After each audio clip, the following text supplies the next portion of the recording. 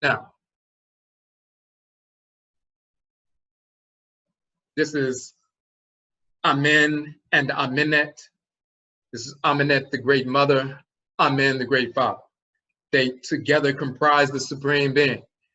They have different names in various Afurakani, Afuraitkaitnit cultures. They're called Nyame as Amen, Nyamewa is Amenet and Akan. In Yoruba, Amen is called Olorun. Amenet is called Olokun. In Vodun, Amen is called Lisa, and Amenet is called Mawu, the great mother, and so forth.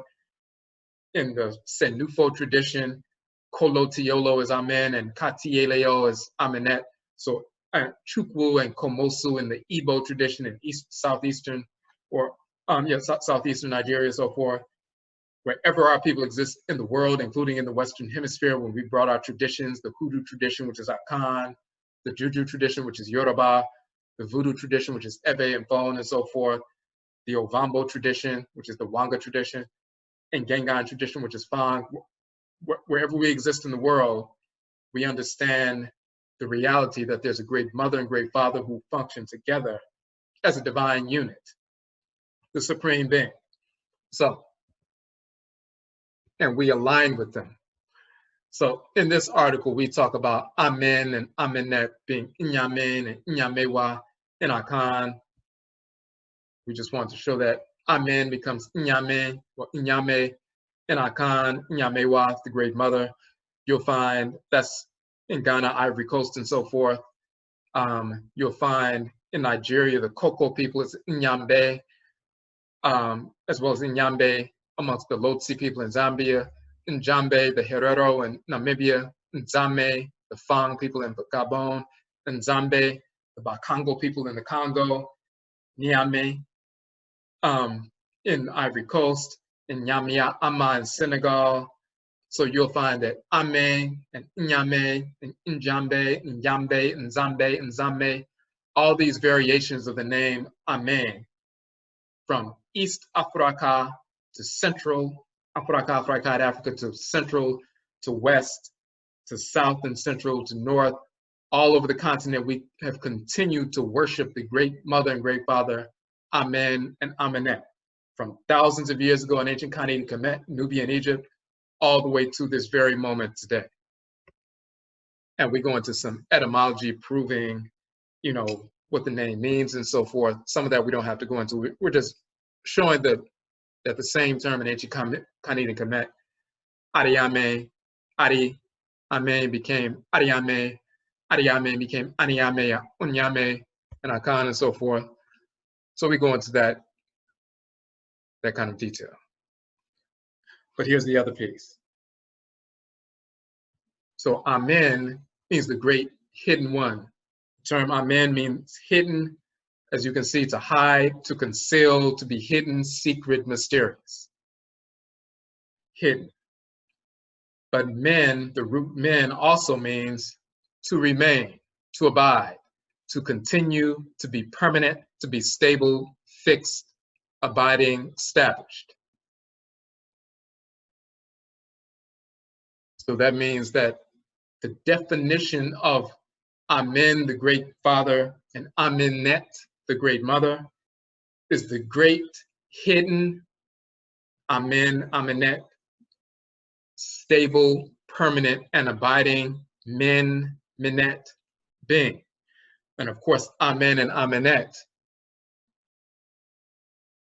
as you can see here, Amen is the great father. And of course, very often, even within our own community, when our people follow white Egyptologists, they'll focus on Amen, they'll focus on Amen, Ra, the great God, and so forth, but they don't focus on Amenet, the great mother, and Amenet Rait, which is one of her titles as the great mother, and so forth, because we're following the patriarchal and misogynist, foolish perspective, corrupted perspective of white Egyptologists. Our people have always invoked through the great mother and great father in balance. If you're invoking the great father or the great God and not invoking the great goddess, the great mother, then you're by nature imbalanced. And when we do that and we talk about God, the creator and the ancestors, and we don't talk about goddess, the creatress, and the ancestresses, and the goddesses and gods as opposed to the gods and so forth, we're inherently imbalanced in our thinking and in the way we operate. And that leads to imbalance with regard to our relationships, and denigrating or subjugating the feminine and elevating artificially the masculine, which is self-destructive because we're imitating Europeans. And even some Afrocentric, teachers and scholars and so forth, they spend 20, 25, 30 years talking about Amen and Ra and everything else, but you've never heard them mention Amenet or Rait one time until we started putting this information out and showing the balance of male and female. So, and this is why we show them in Akan and in Yoruba and Ebe, we show them all over the continent just to prove and corroborate that. But we invoke them ritually. When we pour libation and we invoke these divinities, we call on Amen as well as Amenet. So we can be impacted by them, so we can infuse and align our Ka, our Kite, our souls with Amen and Amenet. We can align our bite, our spirits with Amen and Amenet and receive their infusion of balanced, stable, permanent, and abiding energy. They are the foundation of everything. So you see Amen and Amenet here. Now, and we show some of that information in the Akan tradition. You also see men or Menet, place, abode, habitation, and so forth. Same thing in Akan. We show Inyame and Inyamewa in Akan, showing this is Inyamewa and Inyameba, two different ways of saying that. You see Inyamewa or Inyameba, the goddess, Inyame, the great God, the supreme being, deity, great God.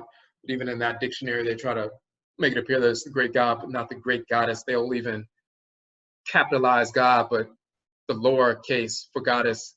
That's a dictionary written in the 1800s, but we were just showing that in the 1800s, when they were sitting with the Akan people and asked them, what does Inyame mean? They told them, well, that's the God. Well, what does Inyamewa mean? They said, well, that's the goddess. But the whites and their offspring put the goddess in lower case letters. That's them being, biased. But even back in the 1800s, we understood there was a great God and a great goddess, and we had names for them. And it's the same names you find in ancient Nubia, ancient Kemet. So when we look at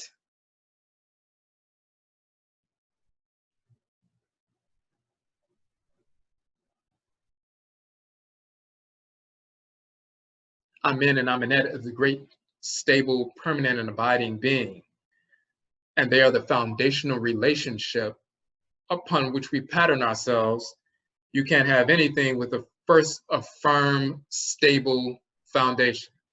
When we invoke Amen and Amenet by name, when we're pouring libation, engaged in ritual prayer, ritual song, ritual dance, whatever way we invoke them and so forth, we're calling on the energy that will infuse us and replenish our energy to become stable, permanent, and abiding.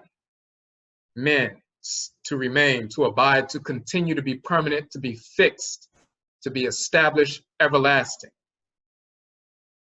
There's everything in creation rests upon Amen and Amenet. When you look at the most ancient texts in ancient Khanate and Kemet, the pyramid texts, which are also the most ancient religious inscriptions found anywhere in the world, there are no religious compositions older than the Meru text or the pyramid text. When you look at the Meru text, the pyramid text, from the beginning, thousands of years ago, you find Amen and Amenet mentioned together. So there was never a time when there was not an Amen or Amenet. They are from the beginning, and they are the stable, permanent, and abiding being that everything in creation, the universe, is built upon. So when we understand that and we invoke them ritually, we invoke the energy and the consciousness where we stabilize ourselves. We attune to their energy to stabilize ourselves, become permanent, fixed, abiding. That's stabilizing our union. We engage in ritual together, not only separate. Of course, the man goes to his ancestresses and ancestors to engage in ritual, his own ancestral shrine. The woman goes to her own ancestral shrine, to her ancestral clan, to be replenished by them. But then we engage in ritual together to invoke Amen and Amenet together, to bring that energy of stability, permanence, and everlastingness, continuity into the union. And then once we establish that firm foundation rooted in divine order, we can make decisions, thoughts, intentions, and actions, but decisions that affect us, our family, and next our community, communally, that have that stable, permanent, and abiding continuity kind of energy that's rooted in divine order. And whenever we get imbalanced, disheveled, discordant, things are going awry and so forth, we return to Amen and Amenet, the stable, permanent, and abiding ones, so we can reset ourselves. We invoke them. We look at their relationship, and then we make those kinds of adjustments ritually. Now,